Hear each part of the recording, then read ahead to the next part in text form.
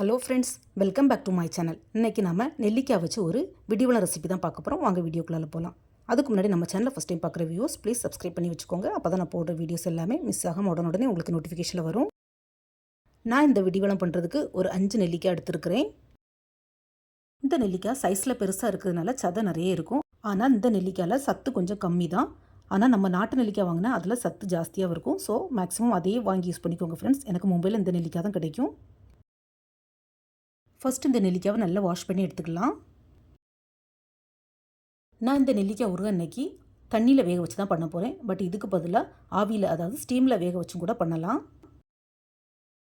இப்போ கழுவுன நெல்லிக்காய் அவ்வளோத்தையும் ஒரு பெரிய பவுலில் ட்ரான்ஸ்ஃபர் பண்ணிக்கலாம். அதில் கொஞ்சமாக தண்ணி ஊற்றி நல்லா வேக விடணும். இது கூட கொஞ்சமாக உப்பும் மஞ்சள் பொடியும் சேர்த்துக்கலாம். நான் இன்றைக்கி கல் உப்பு சேர்த்துருக்கேன். நீங்கள் நார்மல் உப்பு சேர்த்தாலும் கூட ஓகே தான். ஸோ மஞ்சள் பொடியும் கல் உப்பும் சேர்த்து நல்லா வேக விடணும். நெல்லிக்காயிலேருந்து ஒவ்வொரு சோளையும், அதாவது ஒவ்வொரு பீஸும் தனித்தனியாக அந்த சீட்லேருந்து கலண்டு வரணும். அந்தளவுக்கு நல்லா வேக விடணும். நெல்லிக்காய் பாதி வெந்ததும், அதாவது இடையிடையே வேகும்போது கொஞ்சம் கிளறி விட்டுக்கலாம். அப்போ தான் ஒன்று போல் எல்லா சைடும் நல்லா வேகும்.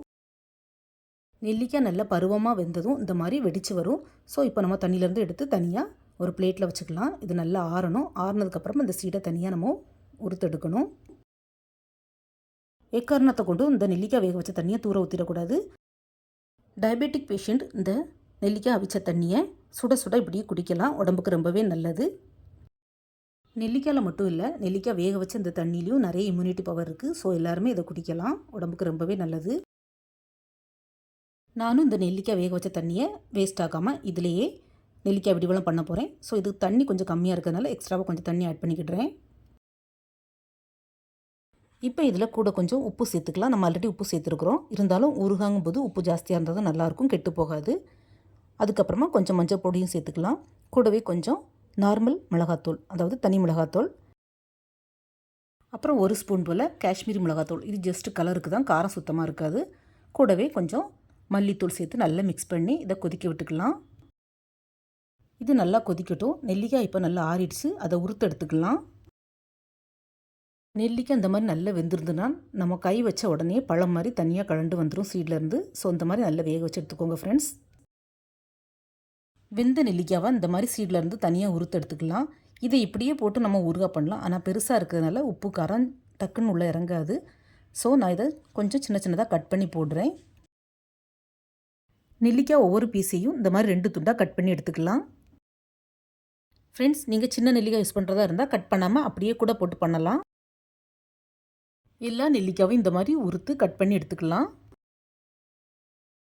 உதிர்த்து வச்சுருக்க இந்த நெல்லிக்காய் துண்டு அவ்வளோத்தையும் நம்ம கொதிச்சுட்ருக்க தண்ணியில் சேர்த்துக்கலாம். இந்த தண்ணி நல்லா கொதித்து பாதி அளவுக்கு வற்றி வரணும். அது வரைக்கும் கொதிக்க விடலாம். பாருங்கள் ஃப்ரெண்ட்ஸ், இப்போ தண்ணியெல்லாம் நல்லா வற்றி சுண்டி வந்துடுச்சு. இந்த ஸ்டேஜில் நம்ம கேஸ் ஆஃப் பண்ணிடலாம். இது கூட ஃப்ளேவருக்கு வெந்தயம் சீரகம் வறுத்து போடணும். நான் ஆல்ரெடி வறுத்து பவுடர் பண்ணி வச்சுருக்கிறேன். அதை ஆட் பண்ணிக்கிடுறேன்.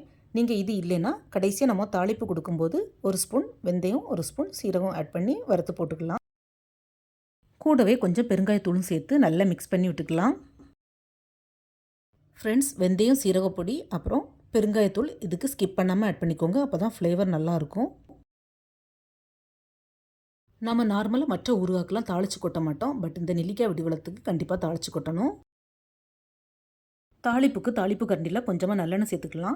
கண்டிப்பாக நல்லெண்ணெய் தான் சேர்க்கணும். அப்போ தான் சீக்கிரமாக கெட்டு போகாது. டேஸ்ட்டும் இந்த பிக்கிளுக்கு நல்லாயிருக்கும். கூடவே கொஞ்சம் கடுகு ஆட் பண்ணிக்கலாம். கடுகு போட்டினதும் ஒரு மிளகா வத்தலை கிள்ளி சேர்த்துக்கலாம். கொஞ்சமாக கடைசியாக கருவேப்பிலை சேர்த்து எல்லாத்தையும் அந்த நெல்லிக்காய் விடிவளத்தில் நம்ம ஊற்றிடலாம். இதை அப்படியே நல்லா ஆற விட்டுறணும். ஆறினதுக்கப்புறமா நம்ம ஒரு கண்ணாடி ஜாரில், அதாவது ஈரம் இல்லாத கண்ணாடி ஜாரில் போட்டு ஸ்டோர் பண்ணி வச்சா 1 மாதம் வரை வச்சு யூஸ் பண்ணலாம். அதாவது ஃப்ரிட்ஜில் வச்சு ஸ்டோர் பண்ணி யூஸ் பண்ணால் 1 மாதத்துக்கு மேலே நம்ம யூஸ் பண்ணலாம். வெளியில் வச்சு யூஸ் பண்ணுறதா இருந்தால் ஒரு 4 to 5 days தான் நம்ம யூஸ் பண்ண முடியும். இந்த நெல்லிக்காய் விடிவளத்தில் காரம், உப்பு எல்லாம் நல்லா இறங்கி சாப்பிட்றதுக்கு, அதாவது ஊறின பிறகு சாப்பிட்றதுக்கு அவ்வளவு டேஸ்ட்டாக இருக்கும். தயிர் சாதம், லெமன் ரைஸ், அதே மாதிரி எல்லா வெரைட்டி ரைஸ்க்கும், சாம்பார் சாதத்துக்கு எல்லாமே செம்ம டேஸ்ட்டாக இருக்கும். ஆனால் இந்த ஊறுகாக்கெலாம் ஸ்டெயின்லெஸ் ஸ்டீல் யூஸ் பண்ணக்கூடாது. இந்த மாதிரி உட்டன் ஸ்பூன் அல்லது பிளாஸ்டிக் ஸ்பூன் யூஸ் பண்ணால் கெட்டு போகாமல் இருக்கும். இந்த நெல்லிக்காவை தனியாக எண்ணெயிலே வதக்கி தண்ணி எதுவும் சேர்க்காமலும் ஒரு ஊறுகாய் பண்ணலாம். அதுவும் நான் கூடிய சீக்கிரம் அப்லோட் பண்ணுறேன். என்னுடைய சேனலில் போய் செக் பண்ணிக்கோங்க ஃப்ரெண்ட்ஸ். ஃப்ரெண்ட்ஸ், நீங்களும் இந்த வீடியோவை பார்த்ததோட விடாமல் கண்டிப்பாக உங்கள் வீட்டில் இந்த நெல்லிக்காய் வடிவலத்தை ட்ரை பண்ணி பாருங்கள். உங்களுக்கு எப்படி வந்தது, பிடிச்சிருக்கான்னு உங்களுடைய ஃபீட்பேக்கை மறக்காமல் ஷேர் பண்ணுங்கள். இந்த வீடியோ பிடிச்சிருந்தா மறக்காமல் நம்ம சேனலை லைக், ஷேர் அண்ட் சப்ஸ்கிரைப் பண்ணுங்கள். தேங்க்ஸ் ஃபார் வாட்சிங். See you soon in the next video. Bye.